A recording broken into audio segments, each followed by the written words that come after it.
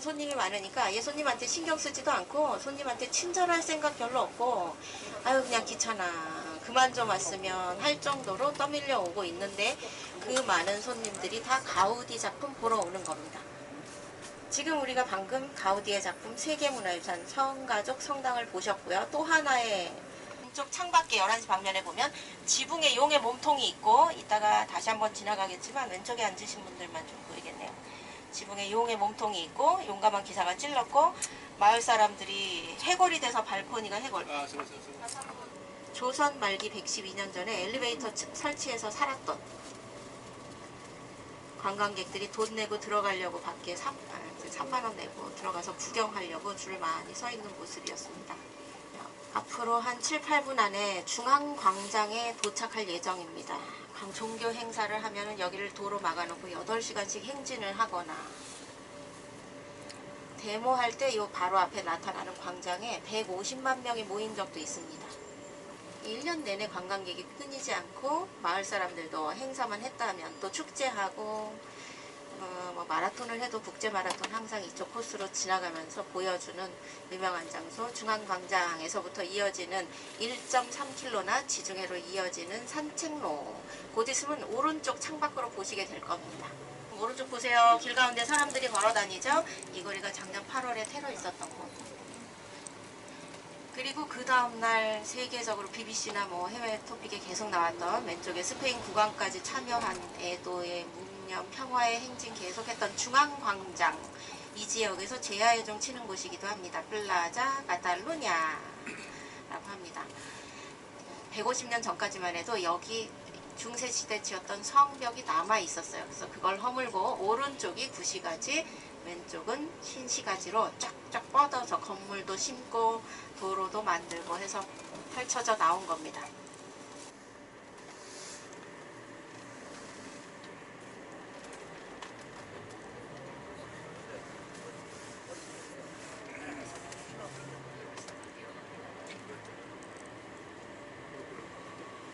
좀 전에 살짝 스쳐왔던 까사바뜨요라고 해서 바뜨요 시집이라는 뜻의 가우디가 만든 주택을 곧 있으면 새 블럭후의 왼쪽으로 지나갈 예정입니다.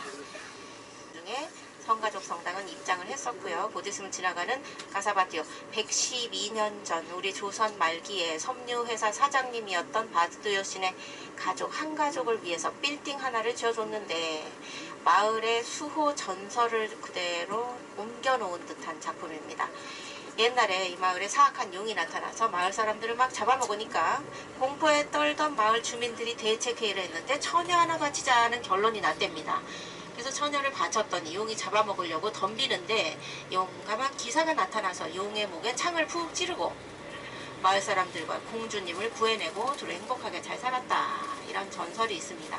가우디가 특히 좋아했던 아까 성가족 성당에 한글 써져 있던 오늘 우리에게 필요한 양식을 주옵소서.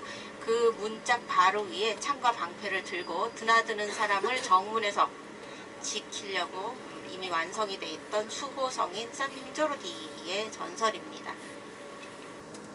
이 거리는 내리고 사진 찍고 이 모든 자체가 차에서 내리는 자체가 불법이에요. 여기뿐만이 아니라 바르셀로나는 워낙 관광객이 주인보다 많이 오다 보니까 규칙이 아주 까다로운데 주인들 살기 좋은 대로 관광객들은 불편해도 내려서 택시 타고 가서 사진을 찍든지 아니면 걸어가서 찍든지 마음대로 여기저기서 맘에 든다고 차문 열고 내려 사진 찍고 이러면 도시 전체가 아수라장 된다고 정해진 규칙이 지정된 하차 지점 5군데 말고는 차문 열면 30만원 벌금이에요. 그래서 시내는 늘 지나가면서 보게 되는 경우가 많습니다. 자, 2번 블럭입니다. 다시 한번 우리가 삥 돌아서 왔어요. 왼쪽 까만 버스 그 옆에 보면 1층에 까사바뜨요 가우디 써져 있고요. 2층에 관광객 들어가 있고 나무 때문에 잘 안 보일 수도 있습니다. 지붕에는 용의 몸통, 발코니가 죽은 사람 해골 모양, 눈, 코, 입이 썩어있는 해골 모양이고 죽은 사람 팔뼈 모양의 2층 거실, 기둥이 받쳐져 있는 입구는 좁아 보이지만 안으로 50m 쑥 들어가면서 건물 안에 넓은 마당을 빼고 실평수가 1500평이 넘는 빌딩 하나를 한 가족이 조선 말기에 집안에 엘리베이터도 쓰고 다녔다. 그래서 건물 전체가 세계문화유산입니다. 이 거리는 옛날부터 제일 부자들이 먼저 집 짓고 살았던 동네입니다. 지금 다시 한번 보이죠? 발코니 해골. 관광객들 줄 서 있는 모습입니다. 이웃집은 오른쪽 앞에 버버리. 다음 블럭이 비싼 브랜드 뭐 샤넬, 구찌, 디오르, 루이비통, 에르메스, 에스카다 줄줄이 나옵니다. 그래서 제일 부자들이 모여 사니까 여기다가 장사를 해야겠다 하고 가게 문 연지 150년이 넘은 가게도 많아요. 자연스럽게 명품가를 이루게 됩니다. 이번에 오른쪽으로 길 2개만 더 건너면 또 하나의 가우디 주택이 나옵니다. 까사 밀라. 이번엔 밀라시 집이라는 뜻인데요. 역시 106년 전에 옛날에 지어진 집인데 세계문화유산이면서 이번에는 개인이 아니라 공동주택으로 지어줬습니다.